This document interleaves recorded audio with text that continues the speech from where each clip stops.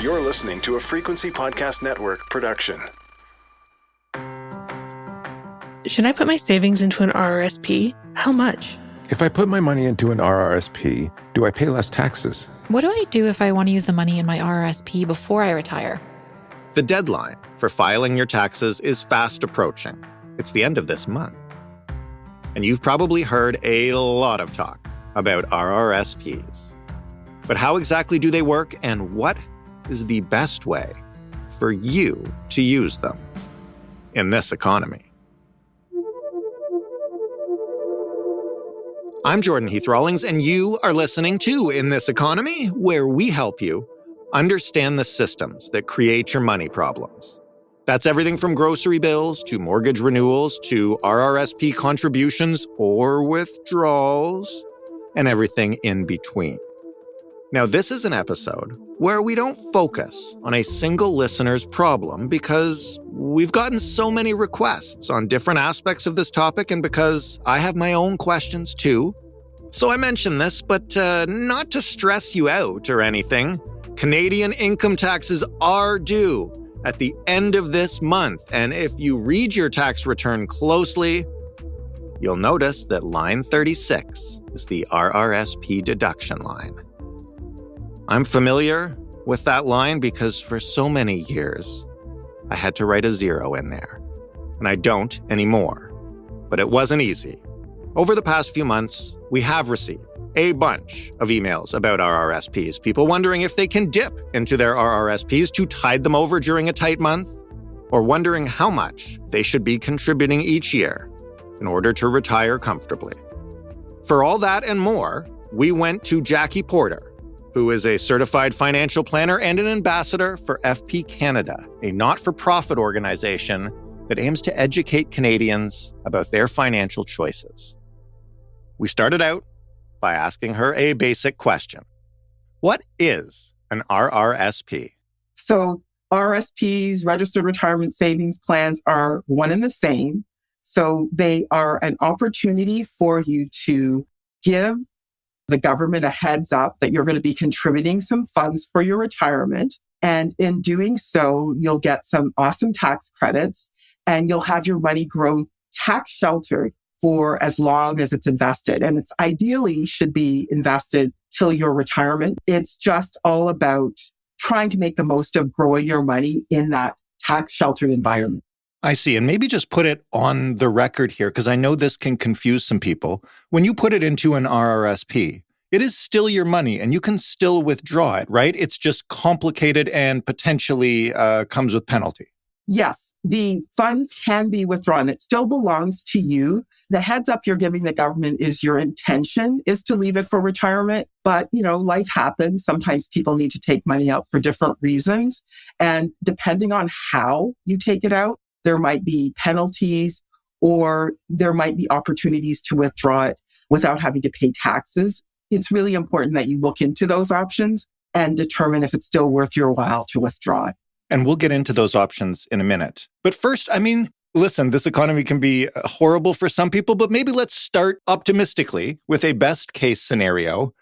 If everything is okay, how should RRSPs figure into the average person's, annual financial plan and budget? Yeah, I think people should consider an RRSP an opportunity for them to save for the long term. So how does it fit in? Ask yourself, if you're saving, let's talk about now. What's important for you in this moment? As you said, the economy is tough. So if you're thinking about, all the things that have happened since in the last few years, grocery prices going up, inflation going up, interest rates going up, do you have debt? That would be the first thing. Are you paying debt on credit cards? Are you struggling to make those payments? Paying off debt should be your priority. Maybe you have a mortgage that might be coming up for renewal and you're concerned about, paying that off. Those things are important. So prioritize paying off debt. Take that paycheck or the money that you have coming in and consider the money you have going out to say, if something happened, would I have enough to cover my bills? So maybe you're someone worried about having full-time employment. Maybe you're concerned about the volatility, maybe in your job. I know a number of my clients who are in tech have gotten laid off. And it's all about why we're talking about what's coming in and what's going out and what it costs you to live and understanding what those costs are is having an emergency fund is really important. And so an emergency fund is basically your backup if something comes up and you can't pay your bills for a month or a big bill comes out of nowhere, you've got that cushion. So that should be your second or first priority is how much debt do I have? I need to pay that off. That's going to, really actually eat away at any opportunity I have to save in the future, the more debt I have. Do I have a cushion to pay for emergencies that might come up, a bill that comes out of nowhere, or if I get laid off? So building a 3 to 6 month cushion would be the second thing. And then the third thing would be putting money away for retirement or a home or something like that, a more longer term, maybe like a 5-year time horizon. I mention a home because there are opportunities to withdraw from the RSP if you're buying a home. So it's something to consider for those of you out there who are thinking about how you'll save for a home. It is getting more and more challenging. Using the RSP is a great way to do that. And then you'll be able to take it out without having to pay the tax and have all those penalties. And then you're able to also get some tax credits from the government based on how much you contribute. So that was the best case scenario. You pay off your debt, you get yourself a nice little emergency cushion so that you can survive anything that comes up unexpectedly. And then you start contributing to your RRSP. Lots of people aren't in that situation and are looking at this or listening to this and thinking, like, I'm never going to be able to do those things. And retirement is a million years away. Should those people just forget about it for now? Those kinds of circumstances are creeping up on more and more people feeling. I know a lot of millennials worry they'll never be able to buy a home. And, debt is a concern and even budgeting is a concern. So I wouldn't write off saying that, never will be the right time to make contributions to an RSP. It's all about how much income you earn. Because keep in mind, the higher your income, the more taxes you pay and the more money you just give away to the government if you don't make an RSP contribution. There are also people who might be going to school, having to fund their education, and maybe you want to increase your income. So you're thinking, I'm going to take this program after, like maybe I'll take a part-time program to up my skills so I can earn more. And so RSPs are opportunities that you can take money out. If you put money in an RSP and take it out for something like an educational program. So I think consider your circumstances, how much income you earn, what you're trying to achieve to determine if RSP still makes sense. It doesn't necessarily make sense for everybody. If you're trying to save for an emergency, an RSP is definitely not the best place to look at saving money. So think through what your circumstances are. Keep it on the radar. One last little thing I want to add about RSP is the younger you are when you grow money for the long term, the more powerful things like compound interest can be. So even if you're putting $25 away, because that's all you can afford to put away right now, don't underestimate the impact that money compounding, not for 10 years, not for 20 years, not for 30 years. And I'm talking right now to you young people. That's the power of compound interest. The more time money can compound and grow, the more money will be available. So you might not have cash on your side, but you have youth on your side and you have time compounding on your side. Something that somebody who's even older trying to save does not. That's really good advice. And if anybody's in this position now, whether they're, as you say, looking to put away $20, $25 a month or a few hundred or more than that, what do you advise they look out for when they're deciding what kind of RRSP to start, where to start it, all of that stuff? I mean, especially if you're not versed in that world, it can seem really intimidating. Yeah, I consider how soon you're going to need the money. Consider how you feel about losing money in the short term. And also consider, and these are now I'm talking to the cryptocurrency people in the room listening, right? I just say, how much do you understand of what you're investing in? Because sometimes not knowing and understanding an investment can really hurt you. So if you're someone who doesn't want to spend too much time or energy trying to figure out what should I do with my money, exchange traded funds, ETFs are great places to buy a diversified amount of investments pay little fees, and kind of set it and forget it because you're buying the market. You're not trying to outguess the market. So where do you go with that kind of stuff? You go to your local bank, you go to credit unions, walk us through the process of deciding what RRSP to tackle. Yeah, I think if you can find a financial planner or an investment advisor who is a broker who can offer basically a broad group of investments to choose from, and then walk through that process of thinking, I'm thinking of using this investment in the next 1 to 2 years or 1 to 3 years for something. So I don't necessarily want to tie it up in anything too risky. Typically, an investment advisor or financial planner will do something called a risk tolerance questionnaire. Even if you set up one of those self-directed investments through any of those online brokerage firms. So there's a number of brokerage firms out there. If you're looking for online investments, you can Google online and set up an online investment account, or you can speak to a banker and ask to speak to an investment advisor who has access to brokered investments, so you don't have to be in one type of investment. And then the other option is to search. FP Canada has access to a diversified group of advisors that you can choose from, and you can select someone that specializes in investments. So it just kind of depends on what you're looking for, but the process is going to be the same. You're going to have to fill out something called an investor risk tolerance questionnaire. So the company you're working with understands how much you understand about the markets, how comfortable you are with risk, and when you'll need the funds. Quick sidebar here. Jackie mentioned an organization called FP Canada just now, which offers financial literacy resources to Canadians.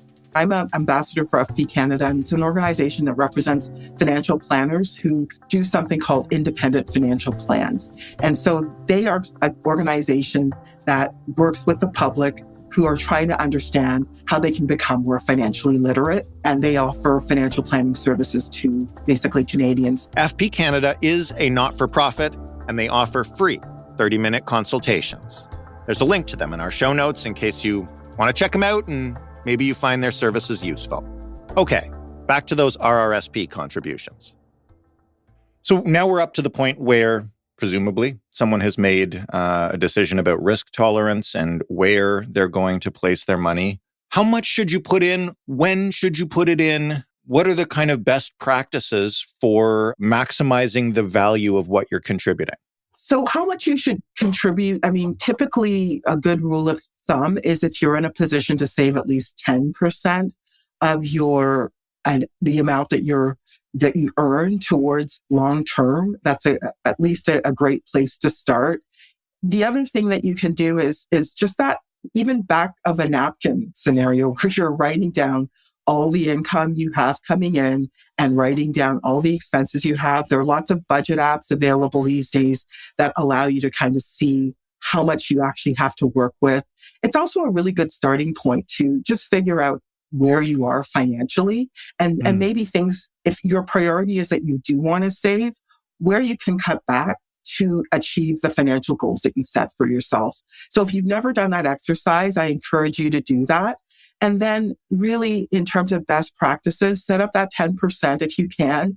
I highly recommend that people set it and forget it in terms of creating automatic monthly contributions to things so that they don't have to think every month, oh, how much should I save? Right. If they're automatically contributing, they're much more likely to achieve their goals and live on what they have left. So setting up a monthly contribution once you've figured out your budget, and then on a regular basis, challenging yourself to see if you can save more towards some of your financial goals, whether it be to putting it into your RSP or just saving overall.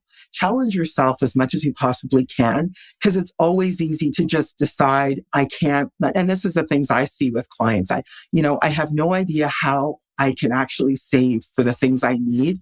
And sometimes you might need assistance. And that's kind of where financial planning, FP Canada, the financial planning organization I talked about, comes in. We do offer, typically, the advisors there will offer 30 minutes for people to get financial advice. Otherwise, check out, if you're someone who's motivated to do this on your own, check out those budget apps, those budget programs, even a spreadsheet, just so you know exactly where you stand. And then really push yourself to save as much as you can for the future. As somebody who's a little bit older, I can say the future comes sooner than you think.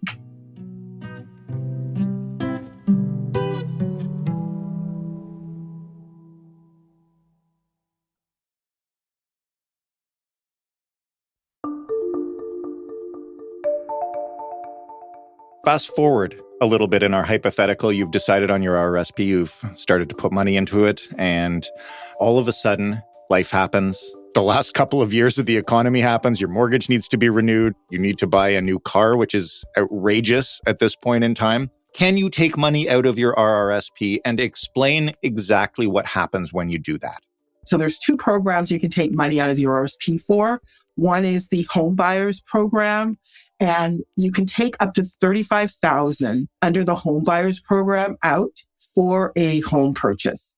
You get 15 years to pay back that home buyer's loan. If you take money out for a pursuit of a 20-hour at least study program, you can take money out of your RRSP under the lifelong learning program, and you've got 10 years to pay that back.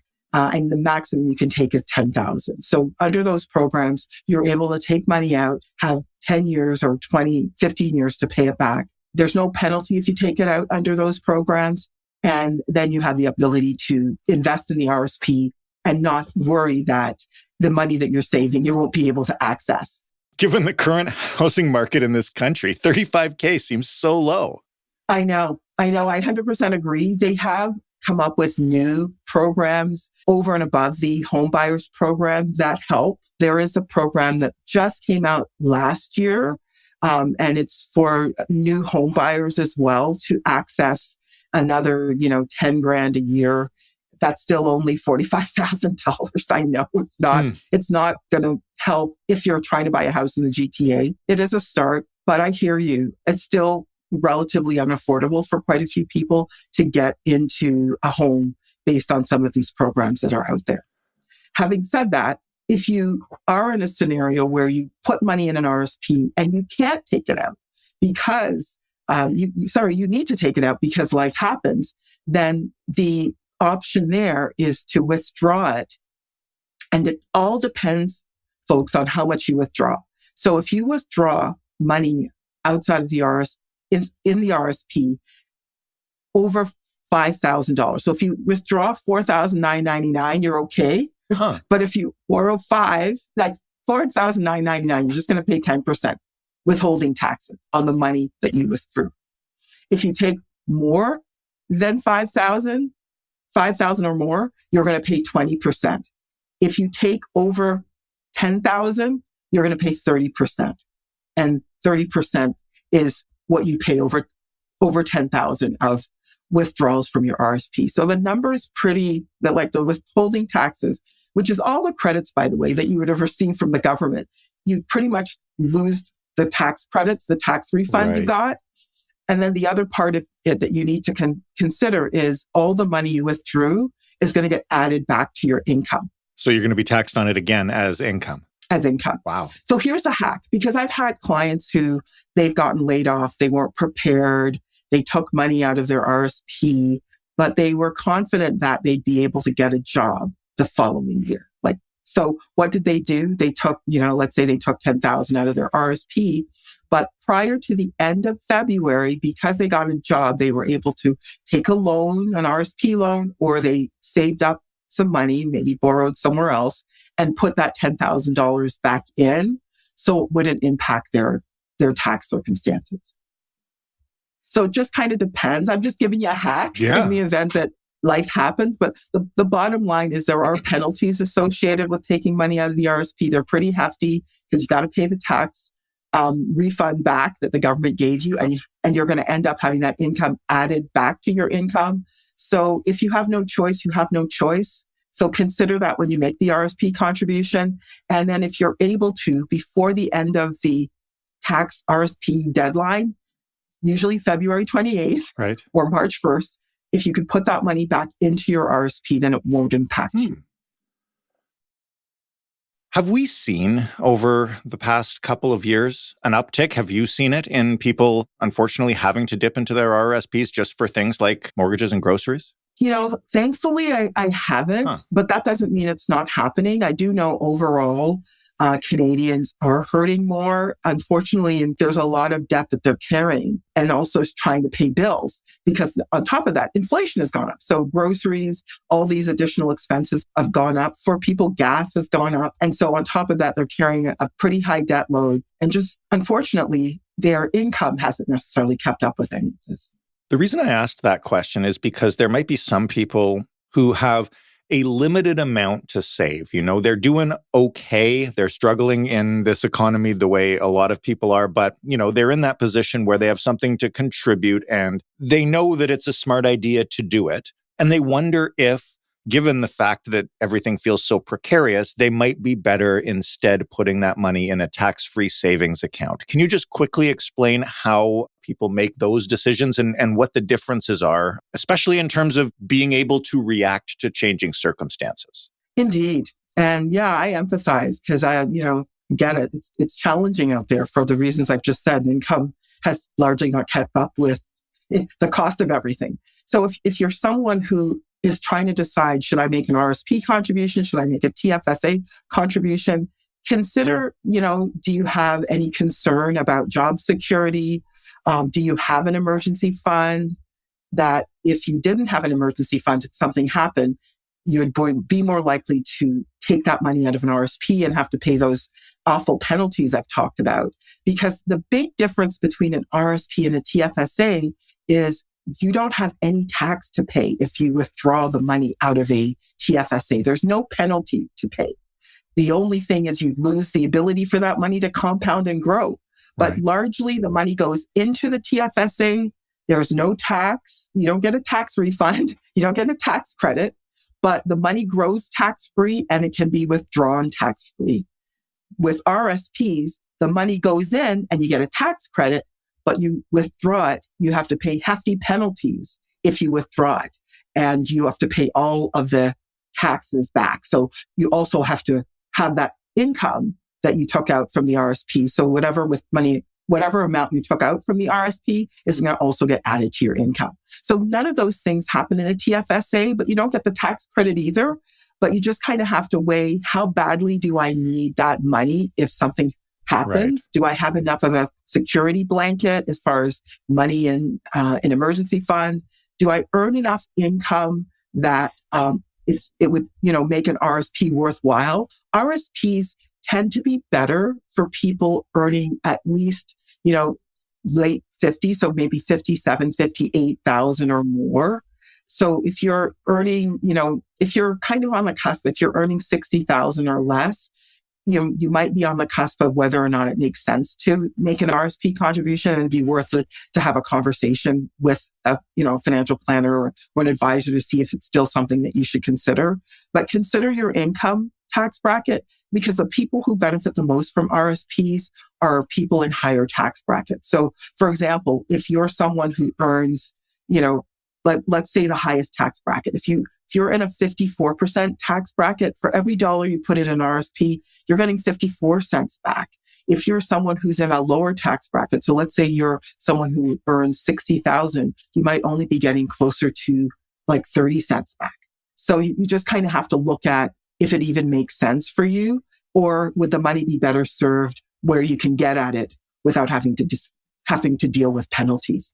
Okay, so here's my last question, and it's about the ultimate end game, which is retirement. What happens when you decide you're ready to retire and use that money? And, retirement is kind of a nebulous term. I could quote unquote retire. Well, I can't afford to, but I would love to quote unquote retire in a few years. Could I still access my RRSP then? Would there be penalties? Do I have to wait till I hit a certain age or certain qualifications, or what? Retirement in this country at the moment means you can begin the process of taking money from your RSP, or what they call turning it into, instead of our registered retirement savings program, turning it into a registered retirement income fund. Don't know if you've heard that term before, RIF.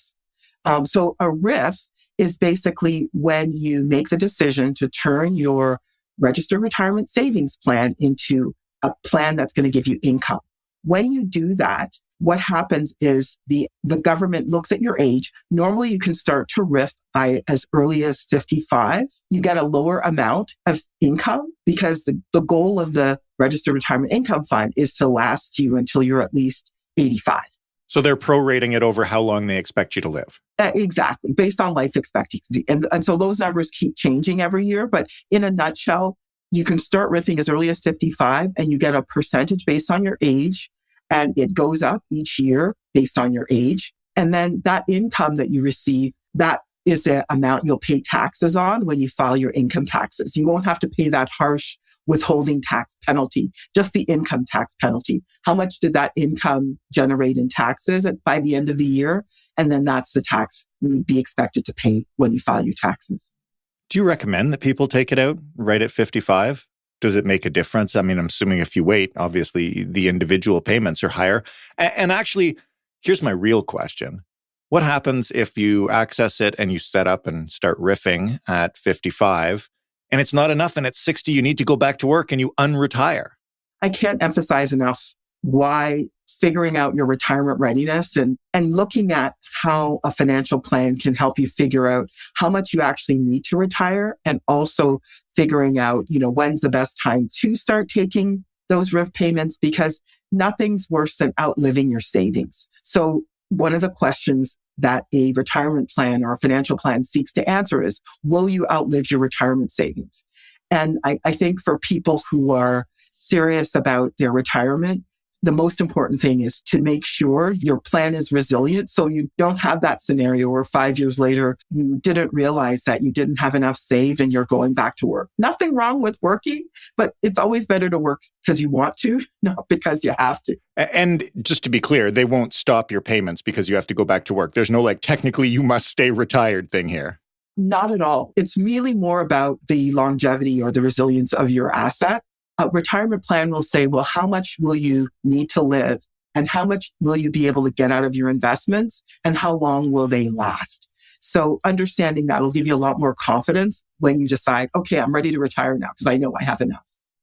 Jackie, thank you for this. I've learned a ton. I'm sure our listeners have too. And I will say, I can think of one thing worse than outliving your investments. What's that? Dying. Well, I always say it's either, your investments die before you do. You died before your investments, not great, but at least you're dead and you don't have to worry about it. Jackie Porter, a certified financial planner. Thank you so much to Jackie for sharing her expert knowledge with us. You can find more information about her services by visiting Ask Jackie, that's JACKIE.ca. And thanks to all of you who wrote in to suggest this topic. If you did, just know you were not alone, clearly. In this episode, we mentioned an organization called FP Canada. They are a nonprofit that helps Canadians with their financial planning.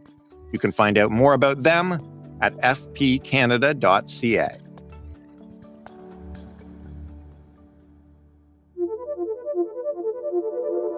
Now, if you have a money problem, or even just a question about how finance works, about how the economy works, something you're wondering, we want to hear from you.